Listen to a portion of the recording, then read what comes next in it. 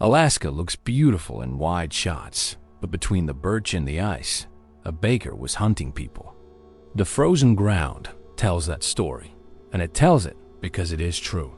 The film is based on the real case of Robert Hansen, an Anchorage baker, a husband, a father, a man with a pilot's license and a mild public face, who spent years turning the wilderness on the city's doorstep into a private killing ground. This isn't campfire rumor dressed up for cinema. It happened. And for a long time, the cold helped keep his secrets. Before the movie, there was the city. Pipeline money brought fast cash, fast bars, and edges of town that faded into raw, indifferent country. Anchorage in that era was both city and frontier, neon and muskink, open tabs and unmarked trails. Into that backdrop walked a man who blended in perfectly. A small business owner with a bakery, a wife and 2 kids, and a reputation for being quiet, reliable, even shy. He had trophies on the wall because he hunted game. He had a small plane because Alaska is a place where roads end before the land does.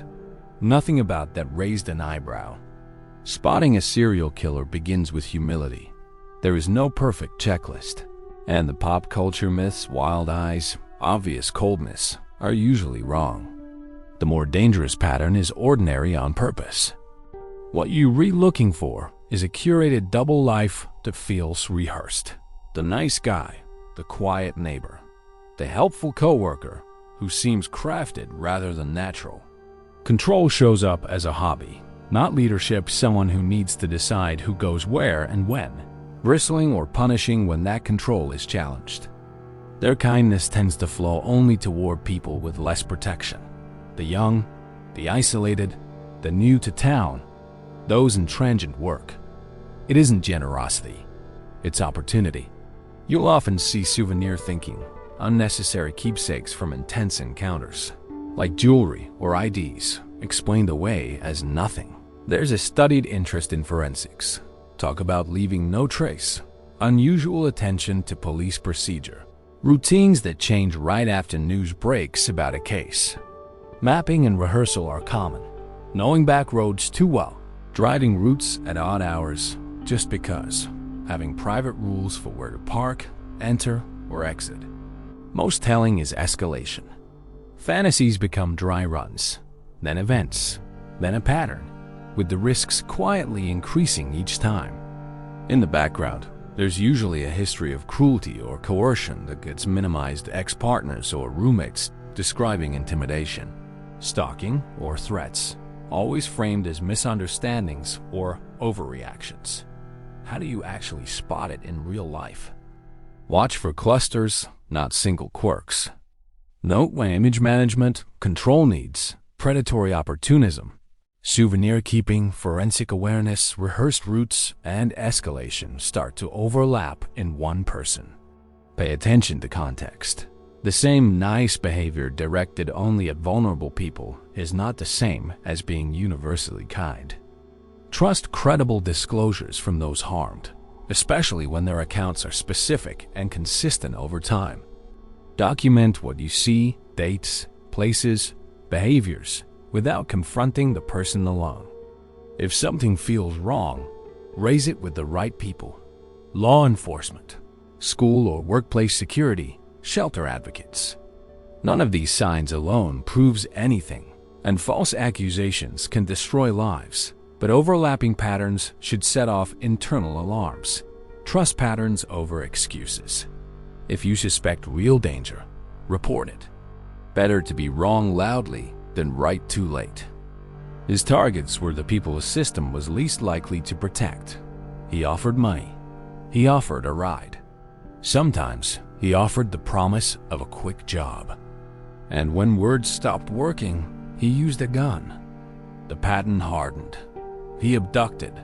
He assaulted. He transported victims to the edges of town or beyond, sometimes flying them in his Cessna to strips of land only he knew how to find, where the trees and the snow swallowed sound and the law took hours to arrive. There, he controlled the terrain, the time, and the outcome. He treated people like game.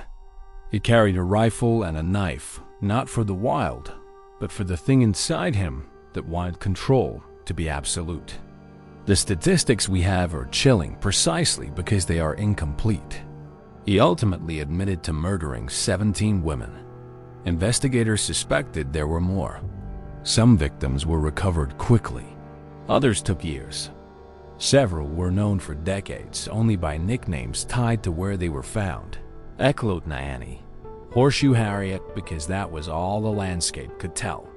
In a place where winter arrives early and leaves late, time can erase what it should not. For more than a decade, his double life held. Anchorage was tight enough that you saw the same faces at the store, at church, at the gas pump. It was also loose enough that you could disappear on a Tuesday and not be found until spring or not at all. The women he targeted lived close to the line, young, hustling, often working the strip of clubs and bars where cash had a different speed. When those women vanished, too many people shrugged. It took a survivor to break the pattern. In June 1983, a 17-year-old named Cindy Paulson ran barefoot through Anchorage with handcuffs still on her wrists and found help. She told police about a house, a basement, a private plane, a plan to fly her somewhere remote and never bring her back. Some officers did not believe her. That disbelief almost cost more lives. But her account reached the state troopers, and a detective named Glenn Floth did something simple and radical. He believed her enough to start building a case. He did not let who she was, young, in the sex trade, discounted by polite society, erase what she said. Investigators reached out for a behavioral profile and got a description that narrowed the field with eerie precision. A skilled hunter, low self-esteem, a stutter, a habit of keeping trophies, access to airplanes, and the wilderness. Hansen fit too many boxes. He was known as a crack shot. He had a stutter that made him sound harmless. He flew. He blended. He was the man you barely noticed unless he was handing you a bag of bread or a receipt. With Cindy's testimony and that profile, the troopers moved for warrants. They searched his house, his cars, his plane. They went through closets, drawers, attics. What they found was neither dramatic nor ambiguous. There were guns, including a rifle that matched wounds. There was jewelry that did not belong to his family, pieces that might have been meaningless in a box except for the context, the women who had vanished, the places where remains had been found. And then there was the map. Behind a headboard, investigators found an aeronautical chart marked with small XS in the country north and east of Anchorage. Many of those marks already matched known recovery sites. The rest were questions that felt like accusations. It was not a hunter's itinerary for moose. It was a ledger of human absence. There are kinds of evidence no alibi can breathe past. That map was one of them. The interrogation that followed was not a Hollywood storm, not a slam fist or a shouted accusation. It was method, letting a man talk until his lies crowded each other, confronting him with the quiet fact of a map, a piece of jewelry, a timeline that did not bend. He denied until he could not. He minimized. He blamed. He negotiated. Finally, he pointed out more sites as part of a plea that traded information for a guarantee he was never going to walk free again. Families got answers that were bitter but real. The paper trail became a body trail, became a record. Court is where a story stops being rumor and becomes document. Hansen was charged with murders the state could prove quickly, along with the abduction and assault of Cindy Paulson. The sentence was designed to outlast his breath. Hundreds of years plus life without parole. He died in prison in 2014, far from the bars and gravel pits where he had stalked. Even after the gavel, the case kept moving in quiet ways. Forensic genealogy eventually gave names to the nicknames. Horseshoe Harriet became Robin Pelkey, because science did not stop when the headlines did. The map kept asking questions until as many X's as possible had answers. That is the spine of the real story. The movie lays that spine on the table and builds around it. Nicolas Cage plays Jack Halcombe, a stand-in for the real detective who pushed the case forward. John Cusack plays Hansen with the chilling precision of a man who apologizes to the world even as he rehearses how to control it. Vanessa Hudgens plays Cindy Paulson with the ferocity and weariness of someone who knows that telling the truth might get her mocked before it gets her believed. The direction lets Alaska testify. The wide, white landscapes that look like peace until you realize how easily sound dies in them. The lonely roads. The impersonal beauty of frozen ground that will hide anything you ask it to. The film compresses months into days because cinema must move. It substitutes a composite name for the detective because legal lines and narrative lines are not the same. It hints at domestic closeness between detective and witness that real life did not include, because audiences want human warmth and the case mostly offers cold facts. But when it matters, the movie stands still and shows the map. It shows the jewelry. It shows a quiet interrogation where patience does the work shouting cannot. It lets the land, the evidence, and one teenager's courage be the weight that crushes a man's lies. Now, because you asked for it clearly, what he used to do in detail. He studied routines. He picked women who could be isolated quickly and who rarely got the benefit of doubt when something went wrong. He used offers that sounded like shortcuts, fast money, quick ride, easy job. He concealed menace behind apology, behind shyness, behind being the baker. He used the fact that he knew the geography better than almost anyone else, and he kept records in his own way trophies. Keepsakes, a map with marks that meant something only to him until someone else understood. He split himself into two people, the man who paid for a son's lunch at a diner and the man who saw other people as routes to a feeling of control he could not get elsewhere. The division was not an accident, it was the point. How was he captured? Step by step. A survivor escaped and told her story. A detective believed her enough to test it, not dismiss it. A profile narrowed a list.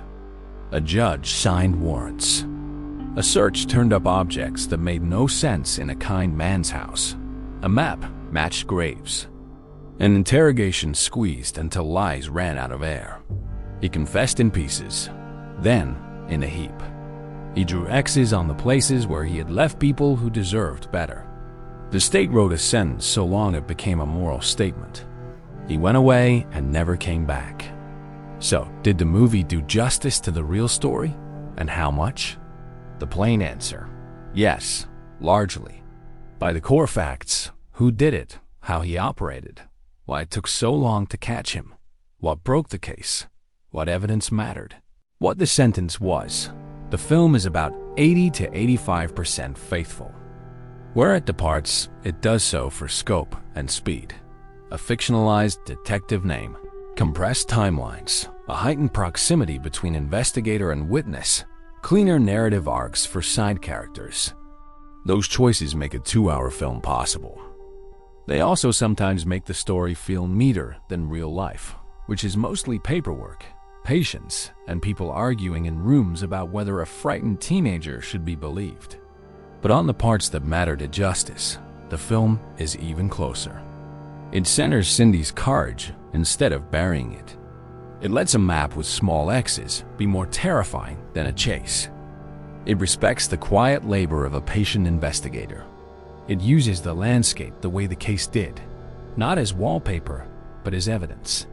It does not glamorize the killer. It does not romanticize what he did. It remembers the names at the end. That is what respect looks like on screen. If you want the case in 4 lines, here they are. A shy, stuttering baker hid behind a counter and a church smile while he turned Alaska's edges into a private arena. A 17-year-old escaped and refused to let the city look away. A detective listened, mapped, and would not let the wilderness keep secrets. And the state wrote a sentence long enough to say what everyone felt. Some doors should never open again. Watch the movie with those lines in your head, and you'll feel it differently. The wide shots of snow won't be just scenery. They'll be testimony. The soft voice from the bakery won't sound humble. it will sound practiced. The small XS on a chart will look like what they are: coordinates where arrogance thought it could outlast memory. And when the names scroll at the end, let that be the part you carry, because stories like this should leave you with people, not with monsters.